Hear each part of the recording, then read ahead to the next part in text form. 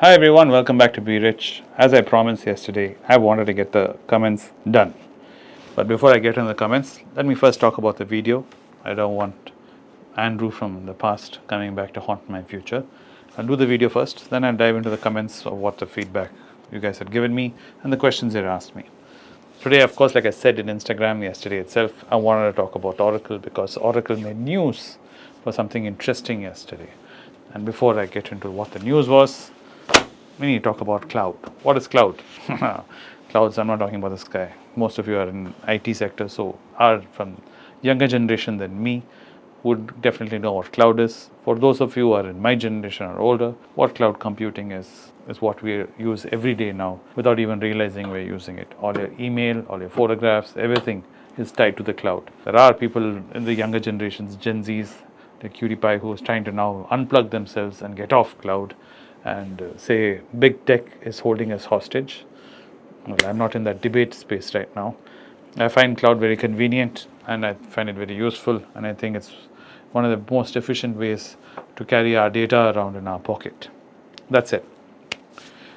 There are three main players in cloud space right now. You have Amazon with Amazon Web Services, AWS. They're the biggest in the market. They're the pioneers of the guys who started this whole large-scale cloud computing. They're the leaders in this. Then, of course, you have Microsoft Azure. They're the second largest with enterprise client and hybrid cloud. Then, of course, you have Google Cloud Platform, which is the third. Strong in AI and data analytics, and they're growing fast, but yet to push out Amazon or Microsoft. In all this mix, why do we have cloud? Scalability, like I said. If I'm setting up a company in an XYZ country and I need to get my offices up and running, cloud gives me that scalability. I can have 10 add-on computers, I can add 100 add-on computers, just create accounts, multiple accounts, and port everybody on. Scalability, flexibility. If I need to move locations, something natural disaster happens or war breaks out, moving all my infrastructure is not a problem. I just have to unplug and my data is warehoused safe. Flexibility. Of course, it's cost efficient. I don't have to spend so much in maintaining my own data farms. So it's very efficient. And of course, security and reliability, like I said. With AI, it's going to get even more demanding cloud because data storage, processing power which is required, I can tap into whenever I want on-demand GPU and TPUs as I require. I can turn it on, turn it off like a tap. Deployment, of course, again, like I said, scalability in cloud, and of course, innovation and speed. You get latest AI can be deployed easily, fast, across the globe in a flash with cloud. So this is what cloud is, and this is why it's very important, and it's a huge revenue stream. Companies like Amazon, Microsoft, and Google, and it's here to stay. Even AI, you may question, is it here to stay or not? But cloud will definitely be here to stay. It's not going away anywhere. Even if you talk about your own unplugging from the system, finally, at the end of the day, you will have to use the internet and have your own server, which will become your own personal cloud, of course, at a cost. So the idea of cloud is not going away anywhere, and it's going to be a huge revenue stream going forward. Now comes the news about Oracle. Oracle's CEO yesterday said from 2028, they're going to be generating an extra $30 billion in revenue stream year on year as a pipeline from a client they're going to be supporting cloud on. Oracle is late to the party, this whole cloud thing, but they have deep roots in enterprise database.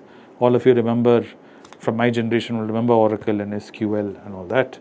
So Oracle is a company which was founded on that, and they're one of the largest players when it came to enterprise database. So this cloud deal is huge. It puts them on the map. It puts them on the same level as all these other big three.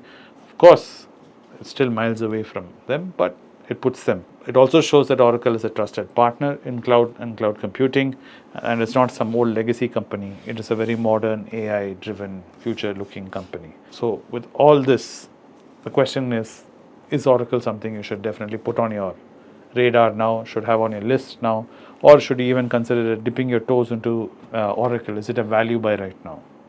That question I will come to now. Revenue is up in double digits, right? Cloud automation. that is Oracle Cloud Infrastructure, as they call it, OCI, and that has shown tremendous growth. And they have another one called Autonomous Database, which is also seeing a lot of growth, 50 to 100%. This $30 billion, of course, I said from 2028 is there in a pipeline. Profits have been consistent over the last 10 years. EPS has strategically shifted from old legacy licensing to recurring cloud subscriptions, which is a big step for these kind of companies. Adobe did it in the past. Microsoft was the first guy who started this whole subscription based, and everybody's adopted it. So now even Oracle is doing the same. Only problem in Oracle is their debt. Their debt is very, very high. They're highly leveraged because they've done a lot of acquisitions. They did a lot of buybacks. So that is there. But the flip of it is their free cash flow is annually looking at $10 to $12 billion, which is phenomenal. Interest coverage is strong, but like I said, this debt, high levels of debt, does bring it in question. That is the only red flag, is this debt. PE right now stands at 48, right? The basic EPS is estimated at almost $7. Revenue, like I said, last year was $57 billion. So remains the question, is it in value? Discounted cash flow is, I'd put it around $264. Relative value would be $255, and intrinsic value is around $259. Currently, it's trading at $218, so there's an upside of around 16%. These are just numbers, but we'll have to look, like I said, the whole picture. Where is cloud? How important is cloud? This deal, how big is it for Oracle? Does this put it in the same playing field as other three? Will it become a fourth?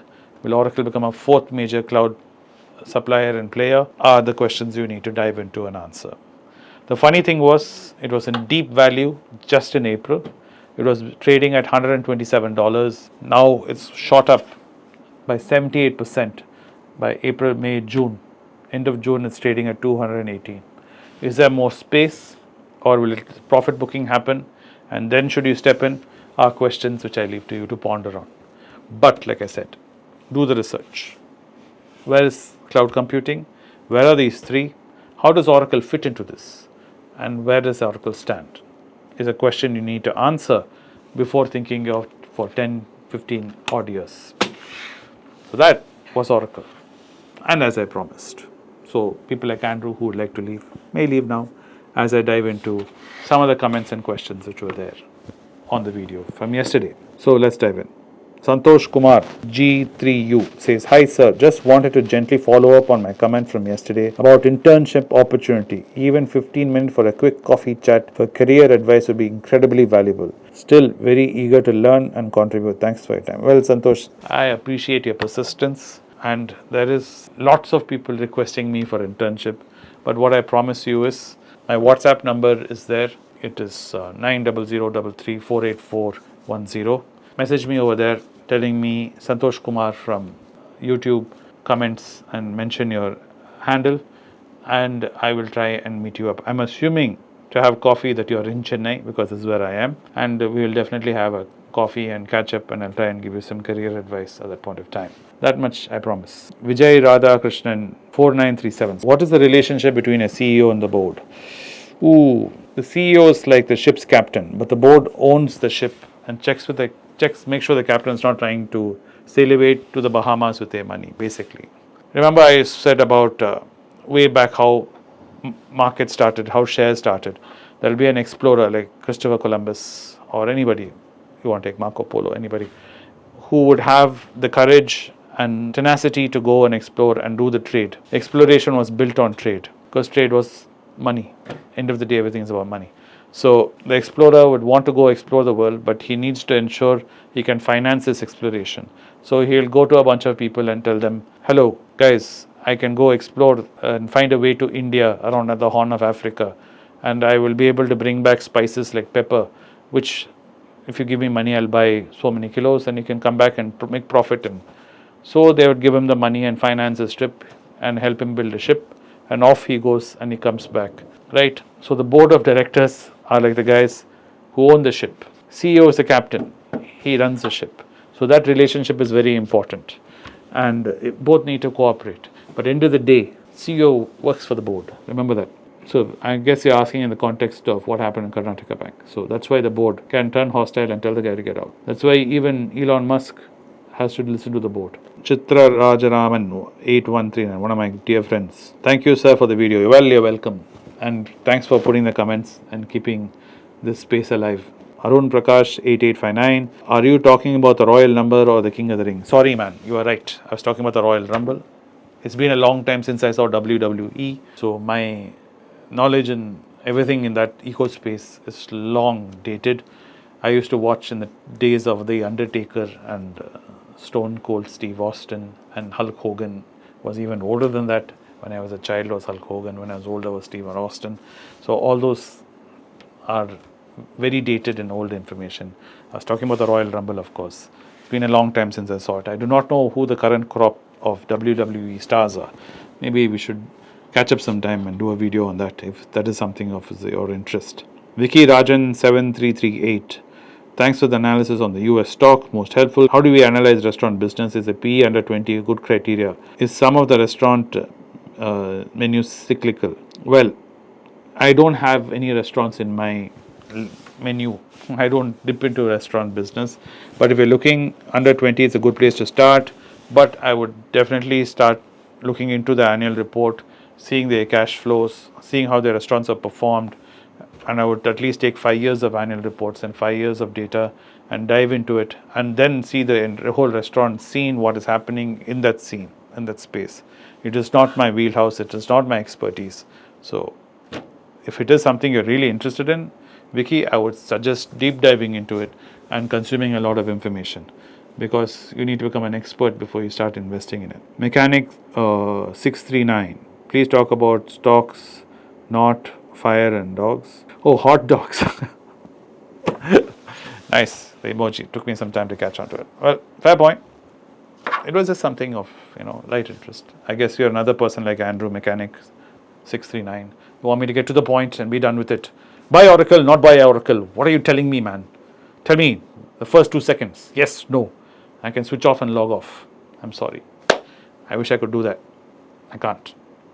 But I hope you do find some value in the conversations we're having. Wazir loves everyone. Thanks, Wazir. Always means a lot that your support, and you keep dropping comments here every time. Even if you have no questions, you do give me, a thank you and a thumbs up, which means a lot. Deep Anand 6558. Can you please prepare? Yes, I know this list. I've been promising I'll work on this list. I need to sit with my team on such a list before I can start sharing these kinds of lists. Venkatesh Vinod 8048. Could you talk about US stocks second week tariffs? My chart and May down. I'll look into this, and I'll talk about more American stocks coming forward, especially after the 4th of July holiday. Let's see what happens. Chalagandan 7714 says, Karnataka Kamath full meal is my favorite. Full meal is always my favorite. But unfortunately, now I've started this Tiffin Coffee fitness group on Instagram, like our Tiffin Coffee investment group, and we are trying to walk and diet and get back into shape and some fitness. So I appreciate, Chalagandan, that you are able to enjoy full Karnataka meals. Unfortunately, it's not something I can dive, but I can watch with envy. Of course, then you have gone on to say something which I didn't understand. Give this drug to your brother. I like to eat green apple, blueberries, guava, chicken, manchurian. Just kidding. Well, since you said just kidding, I guess it's a joke somewhere there. But I do find it funny nonetheless. Thanks for watching the video as always, guys. It's great to have you guys talking to me in the comment section, though it's a one-way conversation. It would be nice to have full-fledged conversations. For that, join me on Instagram in the Tiffin Coffee Range group, where I do actually manage to chat with you guys over there. Of course, like I said, my WhatsApp number, I did mention it before, and you can definitely ping me on WhatsApp. Like I said, I get thousands of messages and calls in a day. I do try and get to each one, because if it is my number, I would like to be the one you're actually talking to or messaging. I do have assistants like Hussein and everybody else who does help me out, but my number is only me. So if you do get a call from the number, it's me. You can be rest assured. If you get a message also, it's from me, nobody else. Thanks for watching it as always. See you again tomorrow with another one, and have a great evening. Bye.